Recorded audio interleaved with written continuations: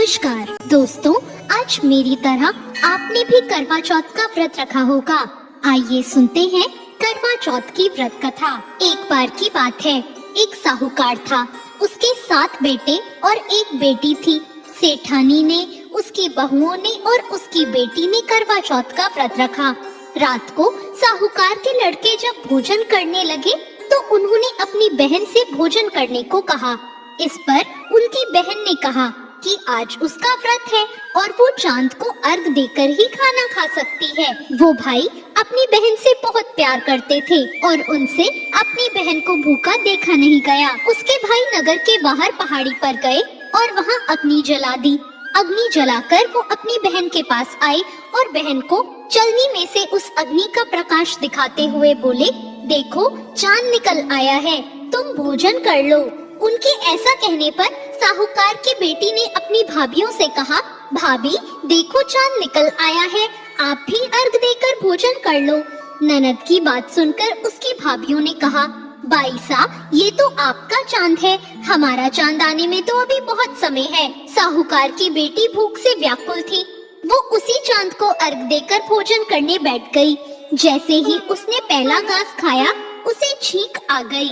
दूसरा घास खाते ही उसमें बाल निकल आया और तीसरा घास अभी खाने ही वाली थी कि उसके ससुराल से बुलावा आ गया कि उसका पति बहुत बीमार है और वो जिस भी हालत में हो तुरंत अपने ससुराल पहुँचे। उसे विदा करने के लिए उसकी माँ ने जब बक्से से कपड़े निकाले तो सारे कपड़े काले काले मिले। दूसरी बार कपड़े निकाले तो सारे कपड़े सफेद निकलते जाते। बेटी बोली, माँ तुम ये सब रहने दो, मैं जा रही हूँ। माँ घबराकर बेटी से बोली, बेटी रास्ते में जो भी छोटा बड़ा जो मिले सबके पैर पड़ती जाना। जो भी बूढ़ सुहागन होने का आशीर्वाद दे तो वही अपने पल्ले में गांठ लगा लेना। बेटी ने कहा ठीक है और वो अपने ससुराल के लिए निकल गई। रास्ते में उसे जो मिला वो सबके पांव छूती गई। सबने कहा सुखी रहो, पीहर का सुख देखो और खुश रहो, ऐसा आशीर्वाद दिया। ऐसे में वो अपने ससुराल पहुंच गई। ससुराल के दरवाजे पर उसकी छोटी ननद खेल रही थी। जब उसने उसके पांव छुए तो उसने आशीर्वाद दिया, सौभाग्यवती रहो, पुत्रवती रहो, सुहागन रहो और बूढ़ सुहागन हो। ये सुनते ही उसने अपने पल्ले से गांठ बांध ली।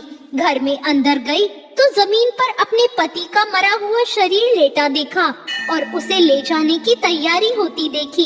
वो उसे देखकर बहुत रोई, बहुत चिल्लाई। जैसे ही उसे ले जाने लगे तो रोती हुई चिल्लाती हुई बोली, मैं इन्हें ले जाने नहीं दूंगी। फिर भी जब कोई न माना तो बोली, मैं भी इनके साथ ही जाऊंगी। फिर वो नहीं मानी तो सब बोले, ले चलो साथ में। जब उसके पति को जलाने का समय आया तो बोली, मैं इन्हें जलाने नहीं दूंगी। तो सब बोले, पहले तो पति को खा गई, अब उसकी मिट्टी भी खराब कर रही है। लेकिन वो नहीं मानी। गांव और उसके परिवार के सभी लोगों ने निर्णय लिया कि इसे यही रहने दो, इसके लिए यही एक झोपड़ी बनवा दो। वो अपने पति को लेकर उसी झोपड़ी में रहने लगी। वो पति की साफ सफाई करती और उसके पास बैठी रहती। उसकी छोटी ननद दिन में 2 बार आकर उसे खाना दे जाती।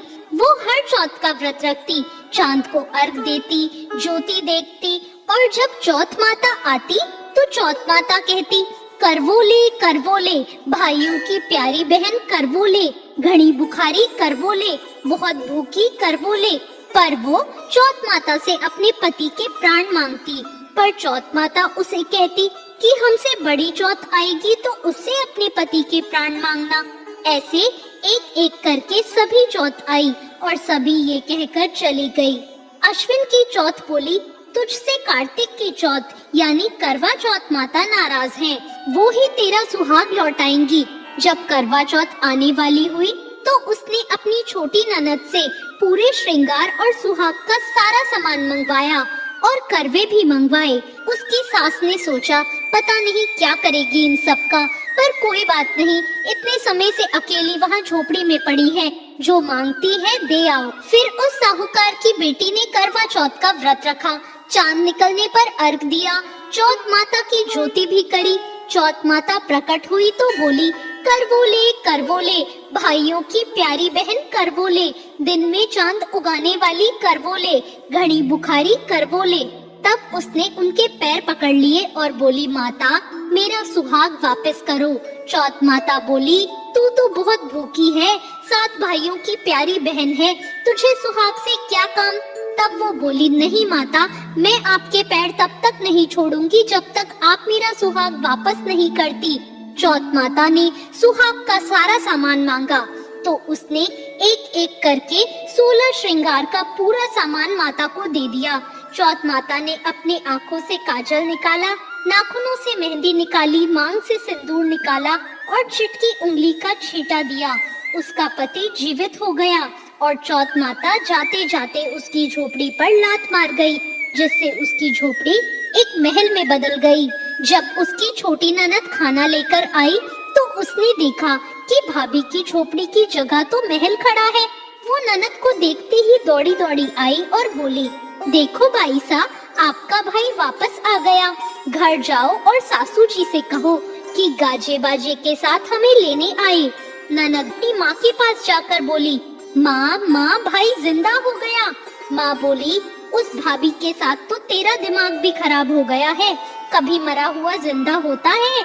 ननद बोली, नहीं माँ, मैंने देखा है, भाई सच में जिंदा हो गया। भाभी ने हमें गाजे बाजे के साथ बुलाया है। सभी घर वाले गाजे बाजे के साथ अपने बेटे को लेने पहुँचे। बेटे को जिंदा देखकर सास बहू के पैर छूने लगी और बहू सास के पैर छूने लगी। वो बोली, देखो माँ, आपका बेटा वापस आ गया। सास बोली, मैंने तो साल भर पहले ही इसे भेज दिया था, वो तो तू थी जो इसे वापस ले आई। हे चौथ माता, जैसे साहूकार की बेटी के साथ पहले किया वैसे किसी के साथ मत करना, और बाद में जैसे उसे सुहाग दिया वैसे सबको देना और सब पर अपनी कृपा बनाना।